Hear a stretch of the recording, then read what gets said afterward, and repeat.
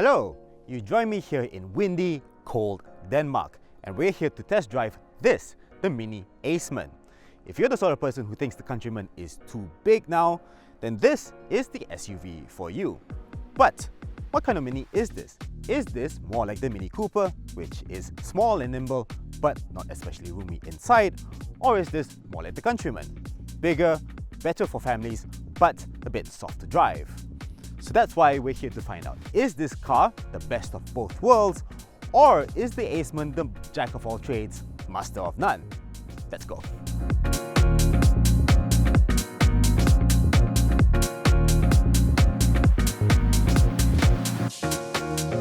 In Malaysia, the Aceman is priced at 214,000 ringgit, or 221,000 ringgit with the optional 4-year warranty. That makes it one of the more expensive models in this segment, especially as the equivalent mid-spec Volvo EX30 is priced at just under 210,000 ringgit with more power and range. Consider that for just 15,000 ringgit more, you can get the EX30 with all-wheel drive and 428 PS. That's a lot of whatever PS means. At just over 4 meters long, the Aceman sits smack in the middle between the Countryman and the Cooper. It's a sort of premium B-segment crossover, competing against the Volvo EX30, Smart #1 and the hybrid Lexus LBX. In fact, this car is around the same size as a Perodua Ativa, giving you a sort of ballpark as to how big this car is. Just like its size, the design of the Aceman sits somewhere between its two siblings. Like the Countryman, the Aceman has a more angular design language, making it look more rugged. But at the same time, it does have more compact proportions with shorter front and rear overhangs, giving this car this sort of mini 4-square stance that is missing in the Countryman. The front of the car is dominated by these trapezoidal headlights with customizable daytime running lights, as well as this hexagonal grille embellished by this typical SUV front skid plate. Along the side, the Aceman's lower roofline compared to the Countryman does help accentuate this car's length, even though this car is not actually all that long. You do of course still get this wraparound glass house and the typical Mini floating roof, but the windscreen has the faster rake on it compared to previous Mini models to improve aerodynamics. The black plastic wheel arches that were missing on the Mini Cooper are found here again. They're squared off and they have this really interesting pattern on the trailing edge to give it more visual interest. Malaysian cars get a different wheel design for the 19-inch wheel option, and unfortunately we also don't get this really rather cool gradient roof. However, you do get this Mini badge on the side, as well as these standard roof rails. The rear of the Aceman is really quite simple. The number plate is located on the bumper to clean up the rear end, so the tailgate only has the Mini and Aceman badges. The taillights are these matrix LED units, and just like at the front, you can change the lighting signatures, including a sort of Union Jack graphic. This has been made more abstract because, as one designer said, some countries like Scotland don't like this. Understandably so. The interior of the Aceman is very similar to the latest Mini models. You still get a 9.4-inch OLED circular touchscreen in the middle with Mini Operating System 9, and that means that the app drawer is still baffling to use. You also get a head-up display instead of a traditional instrument cluster, and you've also got really nice and funky fabric materials to lighten up the interior, although the plastics still feel a bit hard and cheap. Other carryover parts include this toggle switch area with the gear selector, the drive mode selector, and this turnkey style switch to start the car. The center console is also quite open with 2 USB-C ports, a wireless charger, 2 cup holders, this storage area with this pull tab, and at the back you've got 2 more USB-C ports and a rear cup holder. You've also got this center armrest that looks like it came from a desk chair. One unique feature of the Aceman is the grab handle on the doors. They are really chunky and really solid feeling, and it does give a more rugged feel to the car. Another thing that I should mention is that this car comes with JCW seats with power adjustment, and they feel really nice and comfortable. This particular unit also has a panoramic glass roof, but that's not available in Malaysia, and neither is the interior selfie camera. With 5 doors, the Aceman adds an extra level of practicality, and you've also got lots more space compared to the back of the Mini Cooper. This seat is set to my driving position and I'm 173 centimeters tall. And as you can see, there's a decent amount of legroom and I can slide my feet underneath the front seats to get nice and comfortable. But it's not quite as roomy as a typical mainstream B-segment crossover like a Honda HR-V.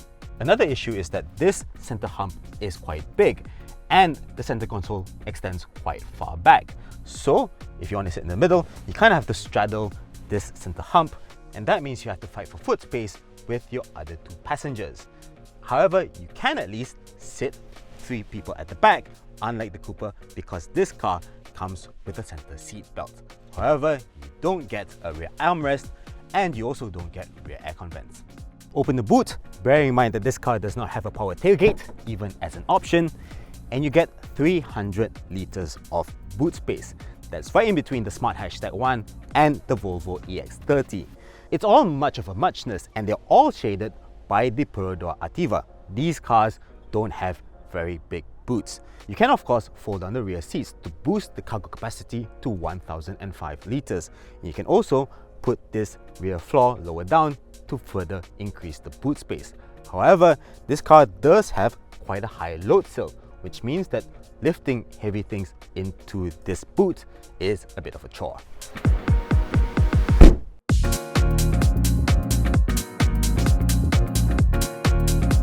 So here we are driving the MINI Aceman through the Danish countryside.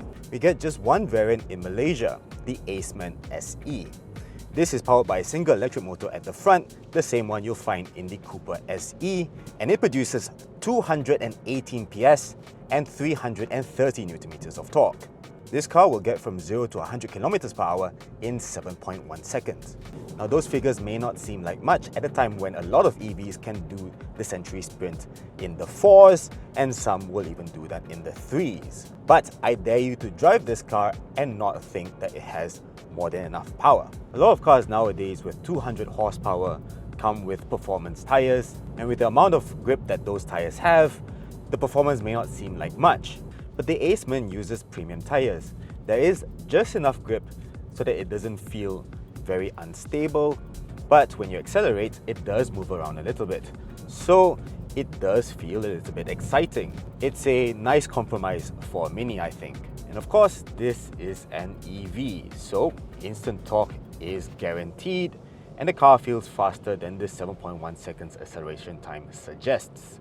Although the acceleration does taper off once you get past 100 km per hour or so. Getting up to those speeds reveals that the Aceman is quite refined at highway speeds.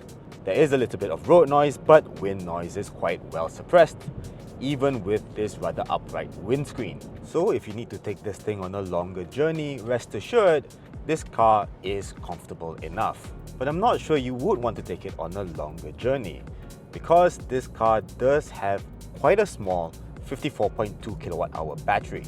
Now officially this car has a claimed WLTP range of 405 kilometers, but we've been averaging around 19 kilowatt-hours per 100 kilometers.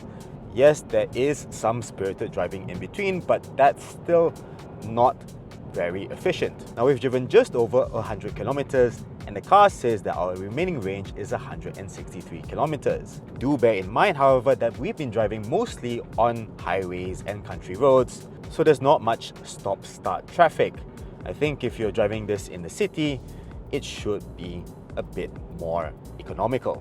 So you're looking at a real-world range of about 300 kilometers, which isn't all that great. Just like on the Cooper SE, the range figures are a touch optimistic. If you're looking for more range, I would suggest that you go for the Countryman instead. The Aceman's long-range credentials is also hurt by the fact that its DC fast charging power only reaches 95 kilowatts. So charging this thing from 10 to 80% takes about 31 minutes, whereas its other rivals will do around 20 to 25 minutes. Also, unlike the Smart Hashtag 1, this car's AC charging power only reaches to 11 kilowatts. Mini doesn't provide a charging time, but you can expect a full charge to take around 5 to 7 hours. So the Aceman might not be the best car to drive long distances in, but surely it has to at least be good to drive, right? Well, I'm happy to report that yes. Just like the Mini Cooper, the Aceman feels taut. nimble and agile.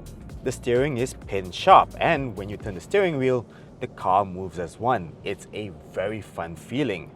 There's also quite a good amount of feedback coming through the rim, so you know what the front wheels are doing. Now, as I mentioned before, this car rides on touring tyres, Goodyear Assurance tyres. And this gives just the right amount of grip for this type of car.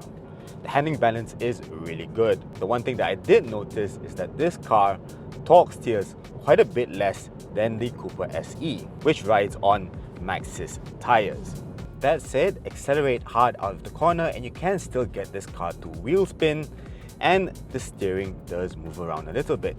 But the Aceman doesn't try to wrestle the wheel out of the hands quite as much as the Cooper SE does. Body control is also really good, and all in all, this car does have that mini go-kart feel that the Countryman lacks, more from the sharp steering and the firmer ride than anything else. The flip side of that is that the ride is considerably firmer than that of the Countryman. Whereas that car felt surprisingly supple, in the Aceman you do feel the bumps, even though it is a little bit calmer than the Cooper SE on account of it having a slightly longer wheelbase. Along these rather smooth Danish roads, this suspension works quite well. The car didn't feel crashy across the few bumps that we encountered, and the really impressive thing about the ride is that this car deals with undulations really very well. The car feels really rather stable. It remains to be seen how this will translate to our broken Malaysian roads. To sum up then, the Aceman really fits this in-between status to a T. It has most of the driving dynamics of the Cooper hatch, but with some, but not all, the practicality of the Countryman. In a way, it's sort of like the 5-door hatch of before. MINI hasn't said that it will build a 5-door version of the electric hatch, but if it doesn't, this is quite a fitting replacement. Either way, this is a really funky compact SUV at a price that is relatively affordable. Now, I better get out of here because this is really pretty cold.